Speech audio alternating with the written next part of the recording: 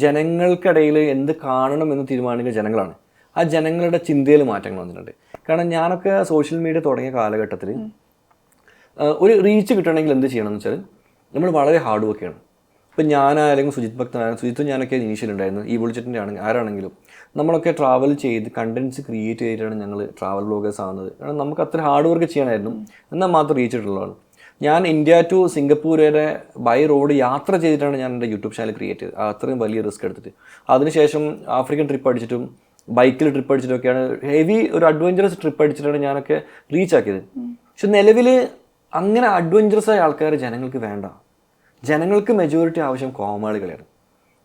ഇപ്പം കേരളത്തിലാണെങ്കിൽ ഇപ്പം ഓൺലൈൻ മീഡിയാസ് ആണെങ്കിലും ആരാണെങ്കിലും അവർ പ്രധാനമായിട്ടും അവർ ഫോക്കസ് ചെയ്യുന്ന ആരെയാണ്? കോമാളികളാണ്. കേരളത്തിൽ ഒരുപാട് സോഷ്യൽ മീഡിയ കോമാളികളുണ്ട്. ഇപ്പം നമുക്ക് പല മൂവീസിൻ്റെ റിവ്യൂ ആണെങ്കിൽ എന്താണ് നമുക്കിവരെ കാണാൻ പറ്റും. കാരണം എന്തുകൊണ്ടാണെന്ന് വെച്ചാൽ ഇവർക്കറിയാം ജനങ്ങൾക്ക് ഇഷ്ടം ഇവരെയാണ്. മല്ലു ട്രാവലറിൻ്റെ ഇൻ്റർവ്യൂവിന് എത്ര വ്യൂവേഴ്സ് ഉണ്ടാവും എന്ന് എനിക്ക് പറയാൻ പറ്റില്ല.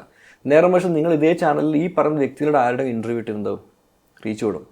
കാരണം ജനങ്ങൾക്ക് ഒരു അഡ്വഞ്ചറസ് ആയിട്ടുള്ള അങ്ങനെ അതിലുപരി അവരെക്കാളും അവർക്ക് കളിയാക്കാൻ പറ്റുന്നത്, അവർക്ക് മനസ്സുകൊണ്ട് ഈ എന്ന് പറയാൻ പറ്റുന്നത് താഴോട്ടേക്ക് അവരെക്കാളും താഴെയിൽ നിൽക്കുന്ന വ്യക്തികളാണ് അവർക്ക് ആവശ്യം.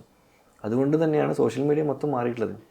ഈ സക്സസിന്റെ കൂടെ വിവാദങ്ങൾ കൊണ്ട് നടക്കുന്ന ഒരാൾ എന്നൊരു പേരും കൂടി മല്ലു ട്രാവലിനെ എപ്പോഴും പറയാറുണ്ട്. വിവാദങ്ങൾ തേടിപ്പോകുന്നതാണോ, വിവാദങ്ങൾ മല്ലു ട്രാവലിനെ തേടിത്തുന്നതാണോ?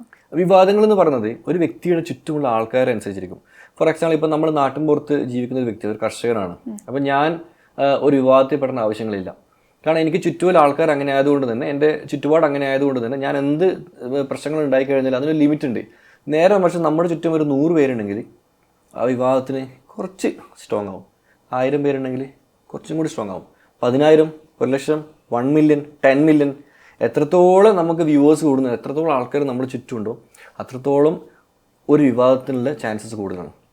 ഒരു 100 ഫോളോവേഴ്സിൽ ഒരാൾ പറഞ്ഞു കഴിഞ്ഞാൽ ഒരു പ്രശ്നം ഉണ്ടാകുന്നെങ്കിൽ അതേ കാര്യം 1 മില്യണിൽ ഒരാൾ പറഞ്ഞു കഴിഞ്ഞാൽ ഇതിനേക്കാൾ 1 മില്യൺ സ്ട്രോങ്ങിൽ അത് വരും. കാരണം ആ ഒരു വ്യക്തിയെ ടാർഗറ്റ് ചെയ്തിട്ട് അതിന് റിപ്ലൈ വീഡിയോ ചെയ്യാനും അതിനെപ്പറ്റി ഡിസ്കസ് ചെയ്യാനൊക്കെ ഒരുപാട് ആൾക്കാർ വരും. അപ്പം ഇങ്ങനെയാണ് വിവാദങ്ങൾ വരുന്നത്. അപ്പം എൻ്റെ ലൈഫിൽ ഒരുപാട് വിവാദങ്ങൾ ഉണ്ടാക്കിയിട്ടുണ്ട്. കാരണം ഞാൻ എന്നുള്ള വ്യക്തി ഞാൻ വളരെ നാച്ചുറലാണ്. ഞാൻ ആക്ട് ചെയ്യാറില്ല. ഞാൻ എൻ്റെ യൂട്യൂബിലാണെങ്കിൽ എവിടെയാണെങ്കിലും എനിക്കൊരിക്കലും ആക്ട് ചെയ്യാറില്ല. ഇപ്പം ഞാൻ യൂട്യൂബിൻ്റെ റവന്യൂ കേരളത്തിൽ ഫസ്റ്റ് വെളിപ്പെടുത്തി എൻ്റെ ചാനൽ വഴിയാണ്, മലയാളത്തിൽ. കാരണം ആ സമയത്ത് എല്ലാവരുടെയും വിചാരം യൂട്യൂബ് റവന്യൂ പറഞ്ഞ ചാനൽ അടിച്ചു പോകുന്നു. ഞാൻ മലയാളത്തിൽ റവന്യൂ വെളിപ്പെടുത്തി. മറ്റു പലരും യൂട്യൂബേഴ്സ് ആയിട്ട് കൂടി അവരുടെ ലൈഫ് സ്റ്റൈൽ, അവർ വീഡിയോയിൽ വരുമ്പോൾ അവർ വളരെ ഒരു നോർമൽ രീതിയിൽ വസ്ത്രങ്ങൾ ധരിച്ചിരുമ്പം നമ്മൾ യൂട്യൂബിൽ നിന്ന് പൈസ കിട്ടുമ്പോൾ ആ പൈസ നമ്മുടെ ലൈഫിൽ നമ്മൾ കാണിക്കാൻ തുടങ്ങി. നമ്മൾ വാഹനങ്ങൾ വാങ്ങാൻ തുടങ്ങി, വീടുകൾ വാങ്ങാൻ തുടങ്ങി, അതുപോലെ മറ്റ് വില കൂടി വസ്ത്രങ്ങൾ ധരിക്കുന്നുണ്ട്. അപ്പോൾ ഇത് കാണുമ്പോൾ ആൾക്കാർക്ക് ഓക്കെ, അപ്പം യൂട്യൂബ് നല്ല പൈസ കിട്ടുന്നുണ്ട്, എന്നാൽ പിന്നെ നമുക്ക് ട്രൈ ചെയ്യാം. ഈ ഒരു ചിന്താഗതിയിലാണ് പല യൂട്യൂബേഴ്സും വരുന്നത്. ഒരാൾ ഒരു ജോലി ചെയ്ത് സക്സസ് ആയി കാണിച്ചു കൊടുത്താൽ മാത്രമേ മറ്റുള്ളവർക്ക് ഇത് ഫോളോ ചെയ്യാൻ പറ്റൂ.